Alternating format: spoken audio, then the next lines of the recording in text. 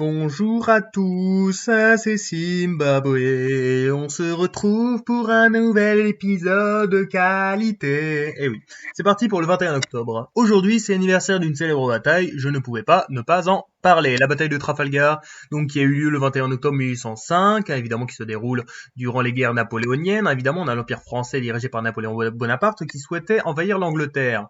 Le problème, c'est que l'entreprise s'avérait compliquée et au final, en fait, la France soutenue par l'Espagne se retrouve donc en plein détroit de Gibraltar. Voilà, juste ici, ça s'est passé ici, Trafalgar, donc contre l'Angleterre, et avec le magnifique amiral Nelson. Et donc c'est une grande bataille qui a été vaincue magnifiquement par Horatio Nelson.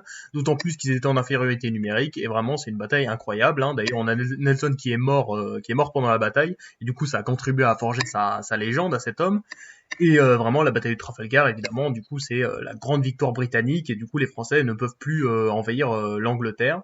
Et au niveau des conséquences, il y a pas eu de grosses conséquences directes, enfin c'est-à-dire que au niveau des conséquences, de toute façon Napoléon savait déjà qu'il y aura peu de chances d'envahir l'Angleterre et donc ça faisait déjà quelques mois qu'il s'intéressait plus au niveau continental et il se préparait à défoncer les Autrichiens et les Russes à Austerlitz.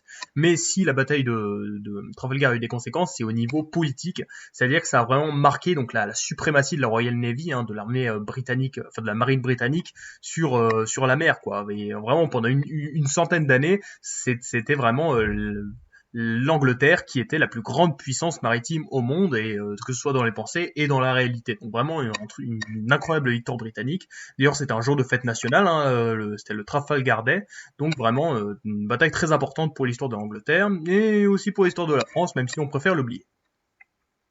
Aujourd'hui, c'est aussi l'anniversaire de la création d'un parti. Un parti, le Parti Socialiste Suisse. Et ouais. Et oui, donc le Parti Socialiste Suisse qui a été fondé donc en 1888, évidemment, et donc qui fait partie de l'Internationale Socialiste, donc c'est-à-dire une grosse organisation qui regroupe tous les partis rouges, évidemment, toutes les socialopes de tous les pays du monde. Je rigole, bien sûr. Et donc, en fait, c'est un parti qui existe depuis pas mal de temps, et d'ailleurs qui a un parti europhile en Suisse, donc qui soutient l'entrée de la Suisse dans l'Union Européenne, contrairement à la majorité des autres partis, vous le savez bien. Et aussi, il est fermement opposé au capitalisme, ce qui est un peu dommage, parce que bon, la Suisse est quand même un pays un petit peu capitaliste, mais bon. Bref, et en tout cas, c'est un parti vraiment qui a une grande existence, depuis 1888, vous imaginez, et qui, aujourd'hui, existe toujours, d'ailleurs, fait pas mal de bons résultats, regardez, depuis le 20e siècle. En fait, il reste à peu près constant, c'est-à-dire il tourne autour de 20, c'est plutôt sympa. D'ailleurs, aujourd'hui, il y a des élections fédérales en Suisse, je tourne cette vidéo la veille, donc le 20 octobre, et on sait pas qui va gagner, espérons que le Parti Socialiste Suisse va regagner sur l'Union Démocratique du Centre, nous verrons, vous saurez, moi je ne saurais pas, mais bon, en tout cas, c'est très important, je pense que c'est toujours sympathique de s'intéresser à la vie politique en Suisse, parce que comme c'est pas un pays qui est dans l'Union Européenne, ça arrive qu'on s'y intéresse pas, mais c'est toujours sympathique. À retenir. Et enfin, c'est l'anniversaire de la publication des Mémoires d'un homme, les Mémoires d'outre-tombe, donc de François-René de Chateaubriand. Et donc en fait, ce sont évidemment les Mémoires de Chateaubriand, évidemment, donc un grand écrivain français, un précurseur du romantisme, et en plus qui était homme politique, qui a participé par exemple à la Révolution et à la Restauration surtout. Et en fait, dans ses mémoires, donc Chateaubriand nous raconte toute sa vie.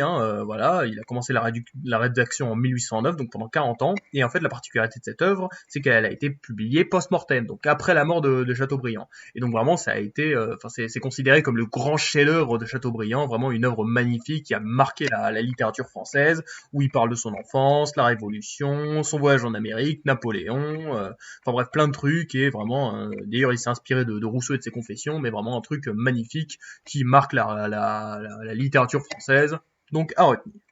Donc voilà les trois événements du jour. On a d'abord donc la bataille de Trafalgar en 1805, la naissance du Parti socialiste suisse en 1888 et la publication des Mémoires d'outre-tombe de Chateaubriand en 1848.